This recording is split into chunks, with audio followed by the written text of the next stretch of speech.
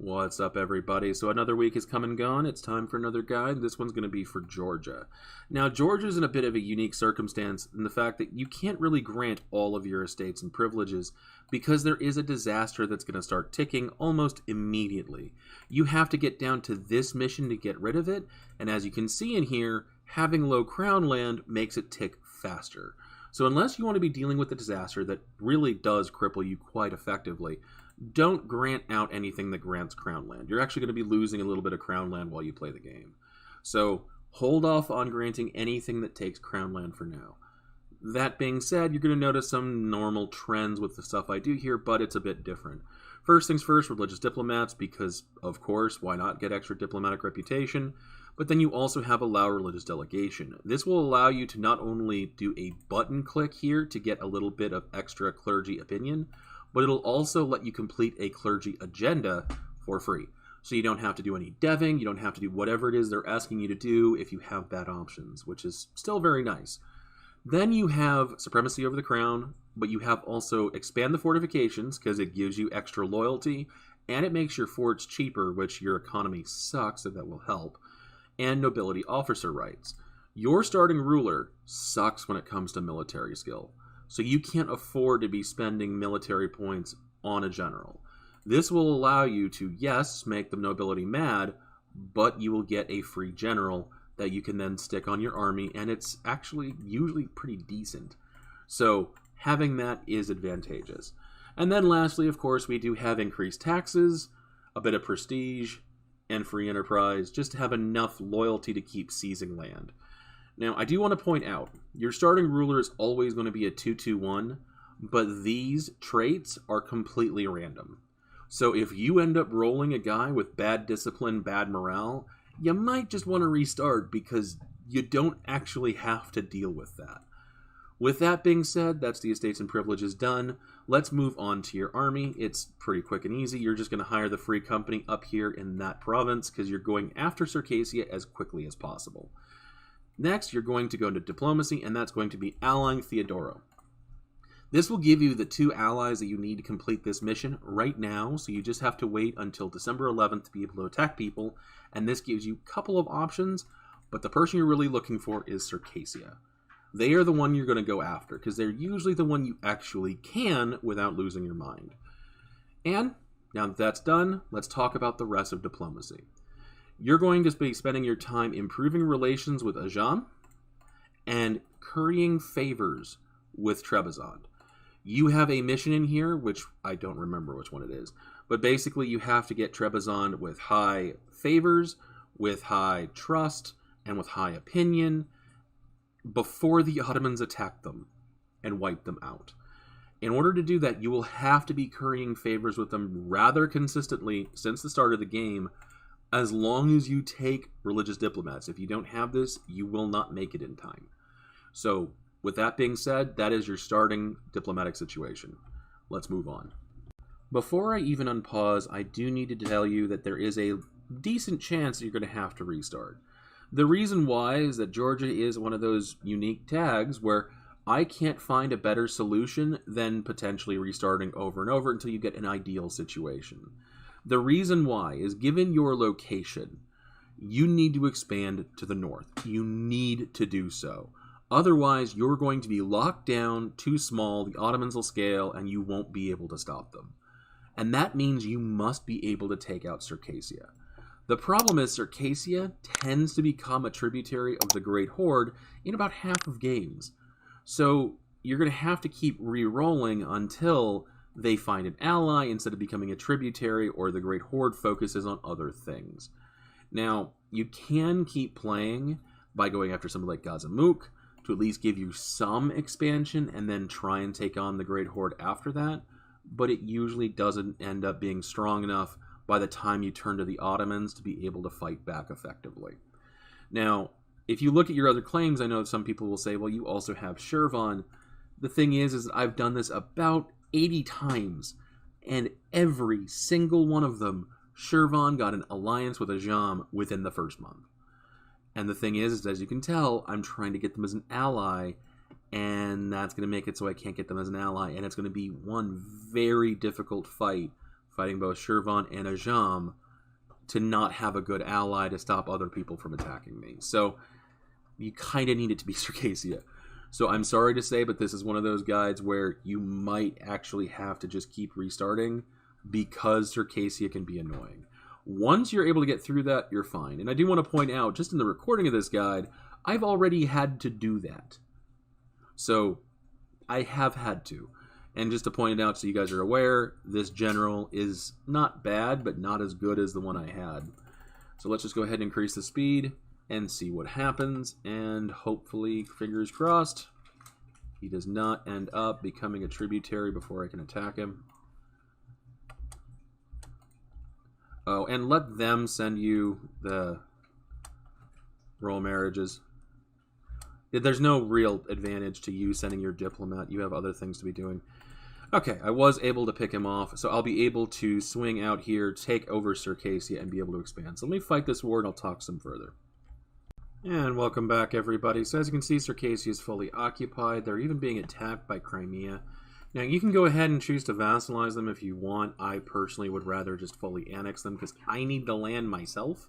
But if you want to take on Crimea, because you found that they don't have any allies that'll support them like I do in my game, you can choose to do that instead if that's your preference.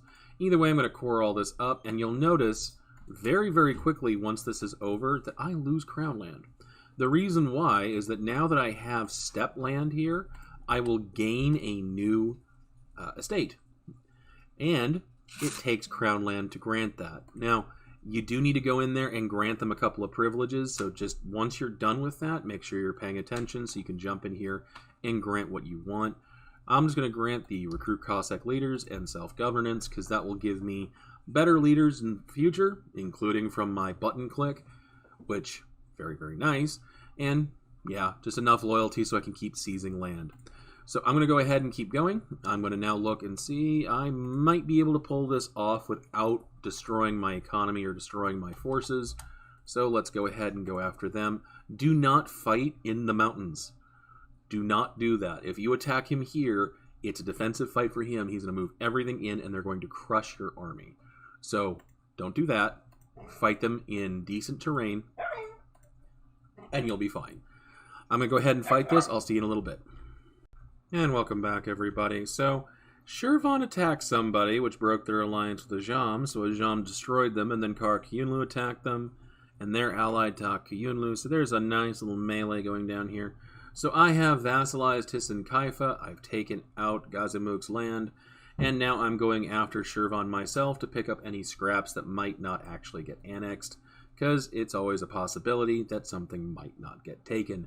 In either case, I'm now only fighting Shirvan, who has no army, so I'm going to go ahead and deal with that, and then I'll look at any allies after that point. It looks like Ajam's not going to be happy with my expansion, but they can deal with it. But I will have Muscovy that'll at least ally me to keep an eye on my back. And I'll see you guys in a little bit. And welcome back, everybody. So in the interim, as you can see, I've taken out Shirvan. I've integrated Samske, which means I'm able to now prevent the collapse, which will get rid of the disaster that I was going into, but also with the aristocratic coup. That should drop my nobility influence down by 20, which should avoid that as well. I have Ajam as an ally. They eventually were deciding that, yeah, Qara Qoyunlu is a big enough threat for that. Muscovy still being Muscovy up here, and hopefully they won't get wiped out by Tver. Somehow they have no manpower. And as you can see here, I am working on getting the Mamluks on side. They're usually kind of problematic, though. For whatever reason, they don't like becoming an ally, because I guess you're not at threat enough by the Ottomans. But sometimes they do, sometimes they don't. I still recommend trying to do it, because if you can get them on side, the Ottomans really aren't going to be a big problem. However, I'm at this point just waiting to get enough favors with Ajam so I can call them in on Qara Qoyunlu. And I'm going to be getting Trebizond as a vassal once I have 4 more favors, because as you can see down here, this is the mission. I couldn't remember where to go look for it. I need to have 80 trust and then 20 favors and 190 opinion. I have the 200 opinion. And as far as trust, you start off at 60. So you need to spend 40 favors on trust and then have 20 extra, so you need a total of 60. So, let me go ahead and just get that done, and then I'll bring you guys back when it's time to talk some more. See you then. And welcome back, everybody. So I was able to pick up the alliance with the Mamluks, and I wanted to explain how you do it, because you have to time it very well, and you have to be kind of lucky to get it. So what I ended up doing was make sure that I had improved relations as high as possible around the 1454 to 1458 time period. The reason why is because they're obviously going to have full up diplomatic relation slots before you could ever ally them. But they also start off with some subjects, namely Syria and Fadl, which means that they will suddenly have open slots available come about 10 years into the game. Now, in order to get them, you have to also scornfully insult one of their rivals. I just did the Ottomans. And you need to have plenty of diplomatic reputation. So in order to accomplish that, I made sure I had the nobility integration policy to make sure I didn't take any penalties. I have religious diplomats, and I hired a diplomatic reputation advisor. This gave me just enough to pick up the Mamluks as an ally, and this will be helpful because it'll help me stop the Ottomans from being able to do anything once I'm done with Qara Qoyunlu. I'm also working on picking up Austria over here because they also have Hungary. Hungary is far easier to get, but obviously if they fall under a personal union, that's not going to help you. And Poland usually will not help you because you pick up Muscovy, because Muscovy will help watch your back and help you fight the Great Horde, who's the other person you're going to be using to gain a power base before you have to deal with the Ottomans. At this point, I'm just simply waiting to get enough favors with Ajam or with the Mamluks or whoever it happens to be to end up attacking somebody. And in this case, it might just be Muscovy into the Great Horde, but they also have like no manpower at the moment. So I'm just going to have to wait for that. Otherwise, I did end up getting Trebizond. The Ottomans didn't attack them, so they are now a vassal. I was able to get through the mission. So you guys should be able to do it, but it's still kind of luck dependent on whether or not the Ottomans snipe Trebizond or not before you could end up picking them up. You can also decide to break your alliance with them and just attack them normally, but it is a kind of is this worth it scenario at that point. But with that being said, I'll see you guys soon. Hey everybody, so as you can see, I just declared war on Qara Qoyunlu. The reason why is because they will have decently high numbers in terms of troops for a while, but then they'll integrate a vassal or two, and they'll lose force limit, and they will suddenly drop in power. That's when you want to attack, because they won't have the manpower, because it hasn't been able to recover in a bit, but they also just lost a lot of their troops, because they deleted them, so they won't be able to quickly replenish them. If you attack them when they still have the high troop count, they won't delete them because they're in a war. So just wait until they've integrated their guys, and then you can go right on in. And as you can see, getting favors with the Mamluks, because I was going to use them, but Qara Qoyunlu moved a little bit too fast, so I just called in Ajam.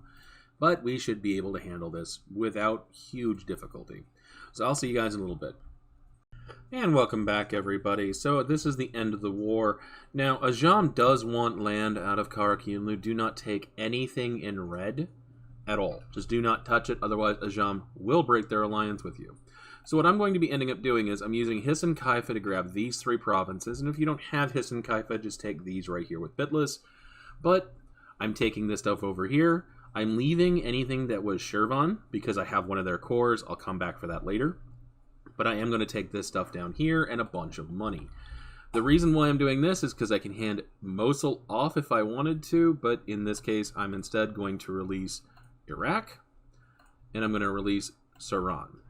These guys together have enough cores to reconquer that I'm going to have tons of stuff I can take off of Qara Qoyunlu later, and they'll also give me the ability to annex Hisan Kaifa because they extend my coring range to include them as well, which will allow them to be removed and not become a problem.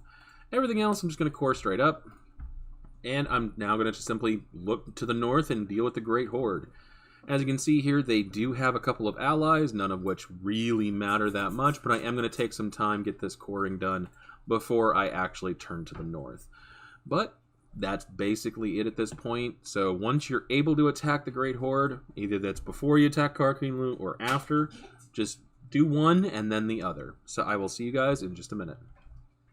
Hey everybody, so it's time to give away another CD key, and this week it's going to be for Midnight Fight Express. If you want a copy of this game, just leave a comment below with the word Midnight somewhere in the comment. And at the end of the week, I'll take all the comments that do so, pick one of them at random, and reply to that comment with the CD key. Obviously, anybody can grab this because it's going to be a public comment, so make sure you turn on your notifications because people have taken the CD keys because they saw it first. But with that being said, let's get back to the guide. And welcome back, everybody. So the Great Horde's been taken out, not by me and Muscovy. Oh no, they're in their own separate war against them. The Mamluks came in and helped me, while Ajam, who was about to, took out the Timurids. So either way, this is all I'm taking. I'm taking these 3 provinces, a bunch of money, and that's it. It's not worth the aggressive expansion to take more than this. In fact, even this province can probably be shelved because I just need Astrakhan, and I need to occupy Sarai because that will let you complete this mission here. Don't complete an envoy to the Tsar at this point because you would rather be their rival when you click that. The reason why is because if you are friends to them, you get a bunch of Streltsy, which who cares? But if you're their rival at the time, you get a restoration of union on them, which you might as well wait until they become Russia to use, because that way you can personal union Russia. In this case, they're friendly with me right now, and they're being more helpful, and I do not want 20 Streltsy units running around. With that being said, it's now time to pivot back and look at other people, but I'm first going to release Astrakhan right here, because they will allow me to be expanding to the north without taking all the aggressive expansion of taking those provinces directly. And I'm going to simply wait until I can go back after Qara Qoyunlu and pivot back to the south and keep expanding until I'm quite literally a tall nation on the map. So, I'll see you guys in a little bit. And welcome back, everybody. So I took a little bit of time to consolidate and fight a couple of wars because basically you're taking your time to fight either north or south, depending on your truce timers. And after the Great Horde was done, Kazan came in, Muscovy came in, and so did Crimea. And basically they all ripped apart the Great Horde. I went in on Kazan, who took a bunch of Astrakhan's land, and so did Crimea, and took it back from them. This made it so Muscovy broke their alliance with me, because they want pretty much everything that is Astrakhan's provinces. By that time, you should be able to be strong enough to pick up a Polish alliance, so now I have Poland and Lithuania as an ally, and they will help me get my personal union on Muscovy when I'm ready for it. Otherwise, once the truce with Qara Qoyunlu ended, the Ottomans had warned me, but then they went in on them, so I did too, and I got all of Iraq, took down some Mushasha land down here as well to keep going down there, and Saran has everything except for one of their cores here because the Ottomans were occupying it. And I've released Shirvan. As you can see, I am kind of riding the wave of potential rebellion, but it should be enough for me to be able to get Iraq integrated and then eventually Astrakhan.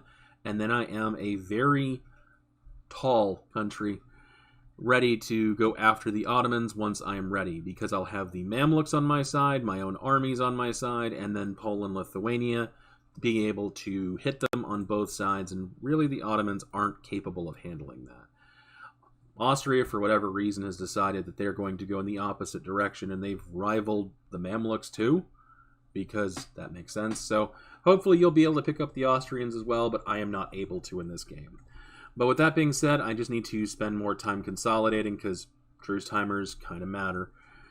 And I have to wait for that, so I'll see you guys in a little bit.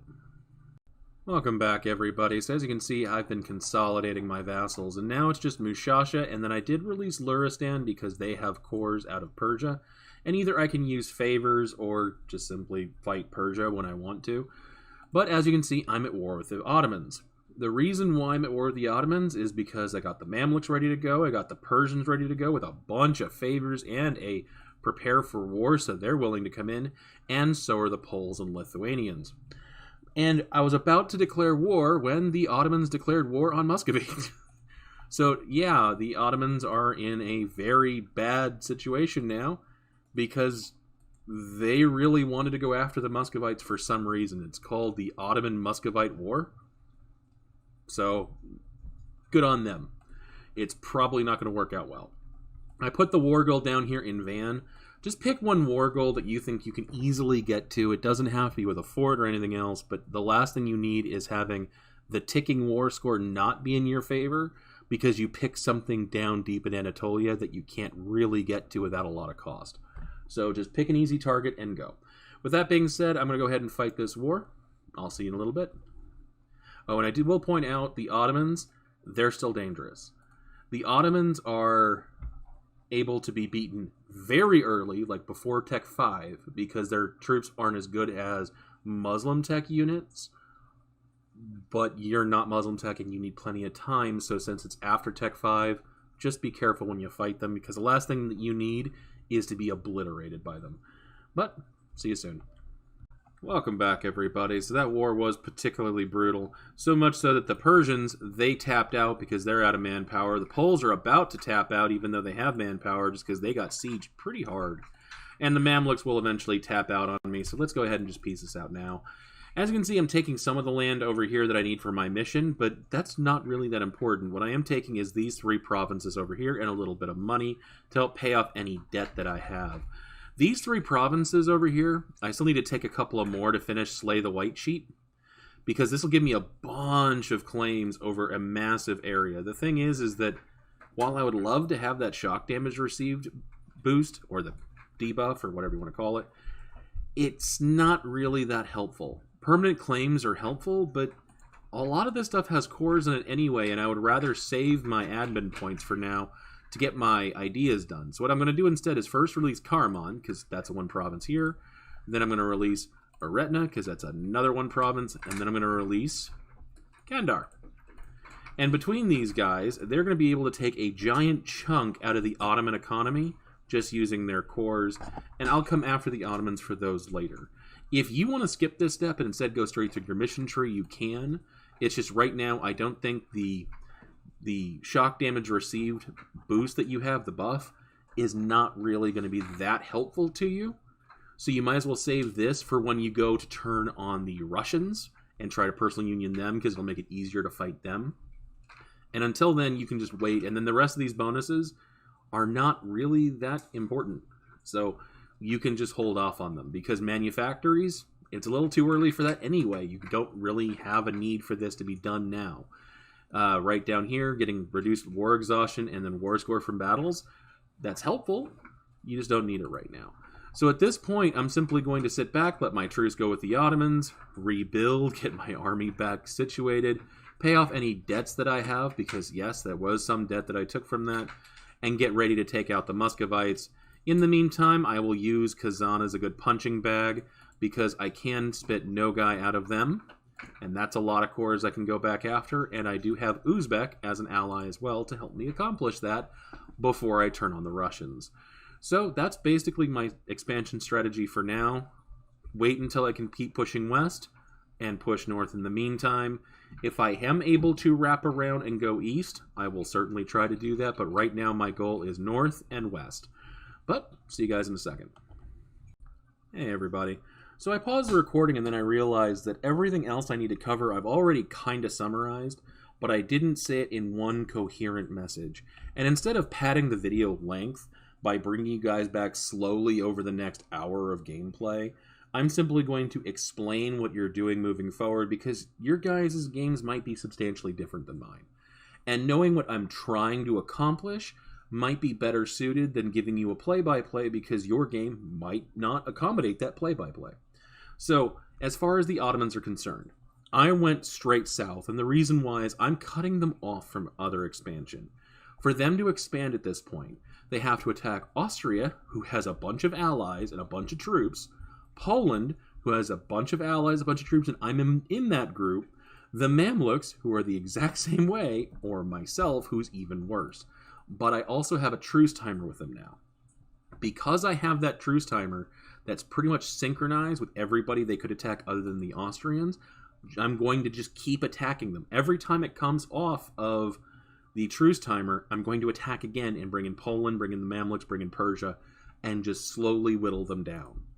As I said before, the Ottomans are dangerous. Your game, they might not be as dangerous, because I have seen the Ottomans just completely just suck. But in this game, they were fairly competent. So if you need to take it slow, take it slow. You are coming from a weaker position than you would otherwise. So keep that in mind. But you will be able to eventually outscale them. They can't expand, and they're going to suck at developing. You have 2 positions that you can easily develop and not have to worry about the Ottomans. So the first one is down here in Mesopotamia, because it's farmlands, it's grasslands, it's great to develop and keep up with institutions down there. The other one is up here in the north of the Caucasus with the steppes. This is okay to do it with because you have the Cossack group, because you can actually reduce the development cost in steppe provinces, and that will help you keep up. But also it makes it so the Ottomans cannot easily get to that land to siege it out. The reason why is if you have Poland, Lithuania, they will keep them down in the south, especially if you eventually get Russia. And that will make it so they can't get to your high-value land. But also you can completely seal off with mountains to the south. Meaning you can kind of ignore this front for a while you fight them in the north, and then just come back down here and push them back off the mountain. The way you can do that is Trebizond is a mountain, and that fort will extend over Erzurum. And then you can build a fort in either Mush or Bitlis, because both of these are mountains, and they'll cover the other two provinces here. Then you have Wasteland, which blocks them off. So this area is sealed. You can delete Arbil, because that's just highland, and build one right here in the mountains, because it's between Wasteland and Wasteland, meaning these two are now sealed. And then if they try to go through Persia, you build one in Ardabil, because that'll cover Khoi and Shirvan, and they can't get through. Suddenly you have mountains that will be making it very, very difficult for the Ottomans to actually get through, and eventually you can build ramparts there as well to even make it more annoying for them to move through. So you can use your mountains to force them to attack through the north, which means they have to get through a lot more people to get to you. So simply play your game however it is, either develop in the south or the north, depending on where your allies are and what's going to be easier for you to defend, but you will not have any kind of mountain range to the south to use for your defense. So keep that in mind. The rest of it is pretty simple. You're going to expand to the east, first going through Nogai. If their cores are there, great. That's what I'm going to be doing. If instead they win the fight between Kazan, the Great Horde, Uzbek, and all that, use Kazan's cores, Uzbek cores, whatever you want to do. Just keep expanding to the east. As far as Muscovy is concerned, this mission will change from requiring it to be Muscovy to becoming Russia. It's one of those two. So you can wait on that, and then once they become Russia, take advantage of this Restoration Union, and then go for it. You want them to be Russia because they have better ideas, better government, but also because they get Siberian frontiers, and they will colonize all of this automatically. So you don't have to worry about all this empty land. They will do it, and if you actually look at the goods, there's a decent chance for gold to be coming in, and then eventually when you integrate them, that becomes all of your gold, which is very, very nice. So you'll have all of this expansion possibility, and the Ottomans are locked down, and eventually Persia is going to realize that you're a big threat too and break their alliance. Push that direction too. But once you've started in this point, it's going to be really hard for the Ottomans to really stop you. They might be able to try and keep you contained and prevent you from becoming as dangerous as you could be, but it's going to depend on your game, on your luck, on your skill. And that basically covers Georgia in the current patch. I hope this guide is helpful to you guys. It can get you guys from a small regional Georgia power into a large regional power that can actually challenge the Ottomans with their allies, and eventually whittle them down and take their place as one of the great powers of the world. But if this is helpful to you guys, let me know. Like and subscribe because I'll absolutely be making more guides, and thank you guys for watching. Have a wonderful week.